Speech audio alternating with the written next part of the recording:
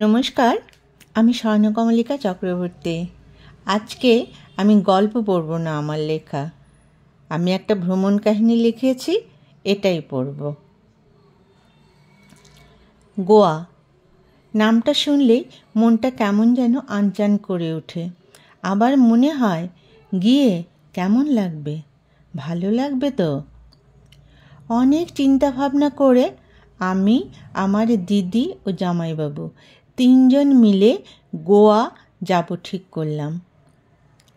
তিনজনই senior citizen, তাই অনেকেই শুনে মন্তব্য করেছেন, এই বয়সে গোয়া গিয়ে একদম ভালো লাগবে না, শুধু শুধু এতগুলো টাকা নষ্ট হবে, ইত্যাদি ইত্যাদি কথা। তাদের সবাইকে একটা কথাই বলেছি যে যখন যৌবন বয়স ছিল তখন সুযোগ হয়নি। এখন যখন যাবার জন্য মনস্থ করেছি তখন কই উৎসাহ প্রদান করবে, উল্টে সবাই মিলে নিরুৎসাহ করার চেষ্টা করছো। আমরা যাবই যাব। আগরতলা থেকে কলকাতা প্লেন, তারপর কলকাতা থেকে আবার গোয়া। ট্রেনে করেও আসা যায়, কিন্তু সময়ের জন্য আমরা ইন্ডিগোর ফ্লাইটে এলাম। কলকাতা থেকে 2.5 ঘন্টা লাগলো গোয়া আসতে। বিমানবন্দরে যখন প্লেনটা নামছিল তখন জানালা দিয়ে সমুদ্রের ঢেউ দেখা যাচ্ছিল। গোয়া মানে সি বিচ এবং সমুদ্র স্নান, এটাই সবাই জানে।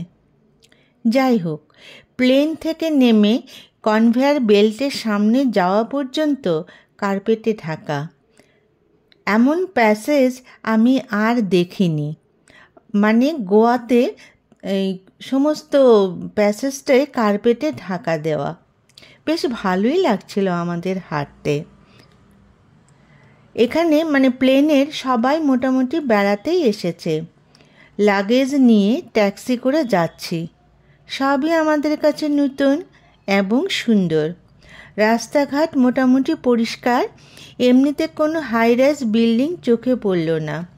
রাস্তায় কোনো ট্রাফিক জ্যামও পেলাম না। 1 ঘন্টা বাদে আমরা আমাদের বুক করা হোটেলে পৌঁছে গেলাম। খুব একটা বড় নয়, রাস্তার একদিকে ঘন জঙ্গল, সাপও নাকি এই জঙ্গলে দেখা যায়। আমাদের হোটেল ছিল মিরামার সি বিচ থেকে 200 মিটার দূরে।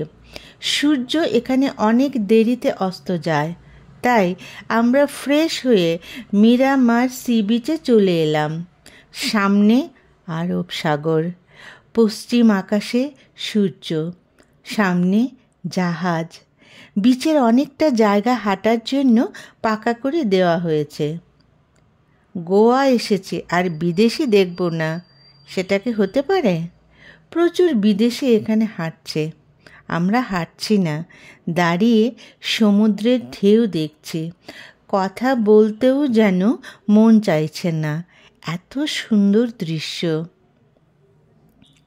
হোটেলের ম্যানেজার বললেন যে গোয়াকে 2 ভাগে ভাগ করা হয়েছে, নর্থ আর সাউথ। সাউথ গোয়া একটু দূরে, তাই ঘুরতে 4,000 টাকা গাড়ি ভাড়া লাগবে। আমরা সকালে ব্রেকফাস্ট খেয়ে 8:30টায় বেরিয়ে পড়লাম। ড্রাইভার হিন্দি বোঝে, কাজেই কথা বলতে এবং বুঝতে আমাদের কোনো অসুবিধে হচ্ছে না। আমরা সমুদ্র থেকে দূরে পাহাড়ের দিকে যাচ্ছি। প্রথমেই আমরা গেলাম সেন্ট ফ্রান্সিস জেভিয়ার চার্চে। রাস্তার দুপাশে অনেক বড় চার্চ। একদিকে সেন্ট ফ্রান্সিস জেভিয়ারের মমি রয়েছে, যদিও আমরা চার্চে ঢুকতে পারিনি, কারণ রবিবার থাকায় তাদের প্রেয়ার চলছিল। বাইরে থেকেই বিশাল চার্চ, দেখার মতো। আমরা কিছুক্ষণ দাঁড়িয়ে গেট দিয়ে একটু ঢুকে চার্চটা দেখে আবার রওনা দিলাম।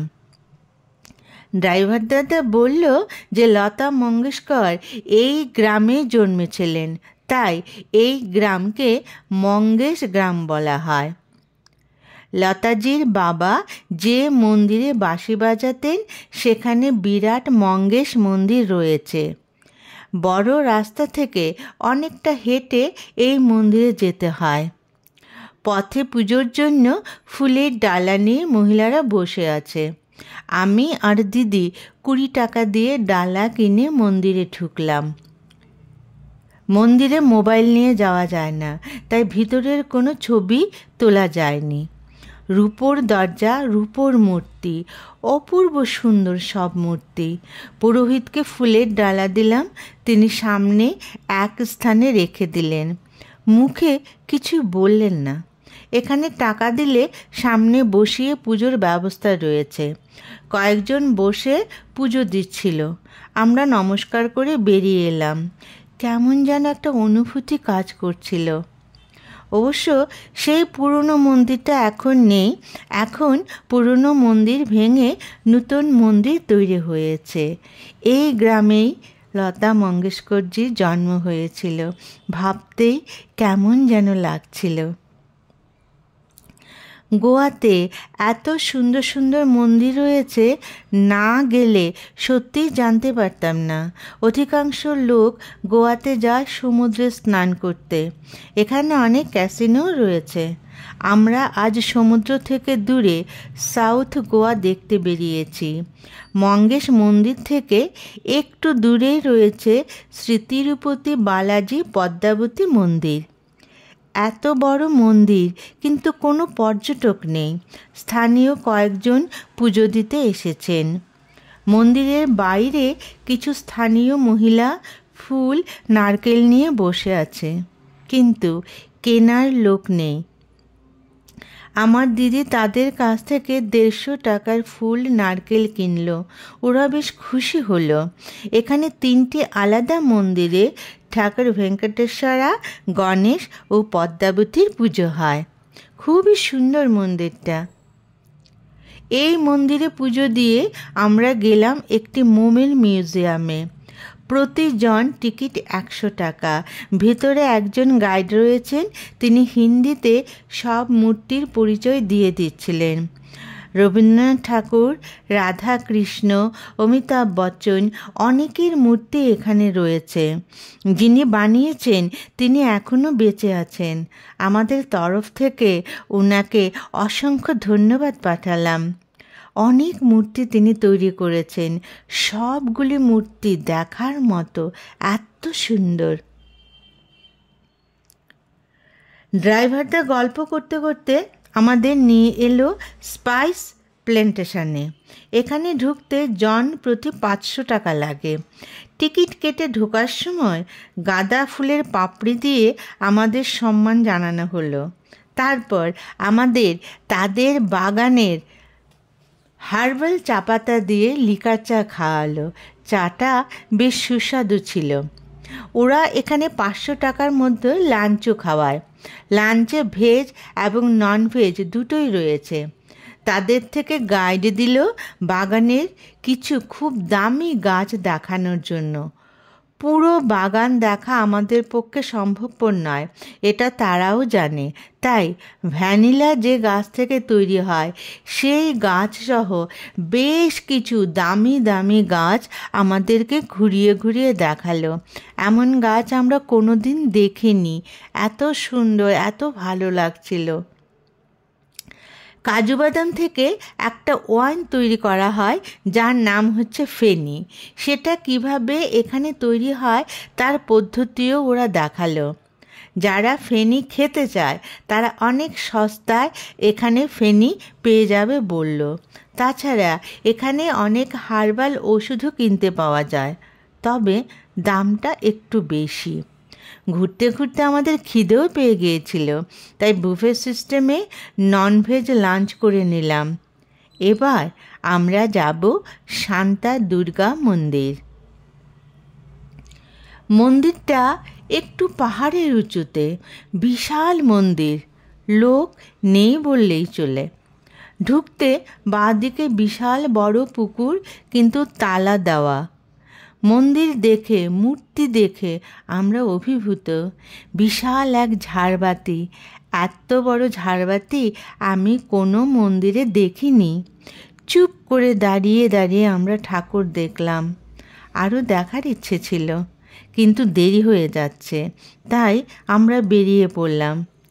সাউথ গোয়াতে এত সুন্দর মন্দির অথচ লোক নেই, এটাই আমাদের অবাক করলো। যাই হোক, কাল আবার অনেক জায়গা আমরা ঘুরতে যাব, তাই আমরা আজ ফেরার পথ ধরলাম। কাল নর্থ গোয়া, গাড়ি ভাড়া ছিল ৩,৫০০ টাকা। পরদিন অন্য একটি গাড়ি এলো। এই ড্রাইভারদা হিন্দি একদম বোঝে না, তাই ওনার সঙ্গে কথা বলতে পারলাম না আমরা। আমাদের প্রথমে নিয়ে গেল একটা বিচে, সেখান থেকে বোটে করে সমুদ্রে গেলাম ডলফিন দেখতে। প্রথম একটু ভয় করছিল, কিন্তু বোটে বাকি যারা ছিল তারা সবাই বেশ বয়স্ক, তাদের দেখে মনে আমরা একটু ভরসা পেলাম। এখানে টিকিট ছিল জনপ্রতি ৪০০ টাকা। বেশ কিছুক্ষণ যাবার পর ডলফিন লাফ দিল দেখা গেল। সবাই সমুদ্রের দিকে তাকিয়ে আছি, মাঝে মাঝে ডলফিনের দেখা পাওয়া যাচ্ছে। আমাদের গাইড ছিল এক বাচ্চা ছেলে, সে দূরে জেল, ফোর্ট ইত্যাদি দেখাতে লাগলো। কেমন একটা দুলুনি, এ এক অনন্য অভিজ্ঞতা। আমাদের যে গাইড ছিল সে তো নিজেকে সলমন খান ভাবে। আমরা ওর একটা ছবি তুললাম, সে নিজেই বলল যে ওকে নাকি এখানে সবাই হিরো বলে। সত্যি খুব মজার ছেলে ছিল। নর্থ গোয়াতে শুধু বিচ আর বিচ। তারপর আমরা আরেকটা বিচে গেলাম। সমুদ্র এখানে উত্তাল, তাই এখানে কাউকে স্নান করতে দেখলাম না। ছাতা দেওয়া স্যান্ড চেয়ার রয়েছে, ১ ঘন্টার জন্য বসলে ১০০ টাকা। আমার দিদি জামাইবাবু দুটো চেয়ারে বসলো। এমন সময় বডি ম্যাসাজের জন্য এক মহিলা এলো। শুধু পা ম্যাসাজ করালে ৩০০ টাকা। মহিলা আস্তে আস্তে পুরো বডি টিপে টিপে আমার দিদির কাছ থেকে ১৩০০ টাকা নিয়ে নিল। আমাকেও অন্যরা বলেছিল, কিন্তু আমি করাইনি। দিদির নাকি আরামই লাগছিল। ম্যাসেজ করালে তো আরাম একটু লাগবেই। সেখান থেকে আমরা গেলাম অ্যাগোডা ফোর্টে। সেখানে ঢুকতে জনপ্রতি ২৫ টাকা। একদম আরব সাগরের তীরে বিশাল এই ফোর্ট। এটার উপরে আবার লাইট হাউস রয়েছে।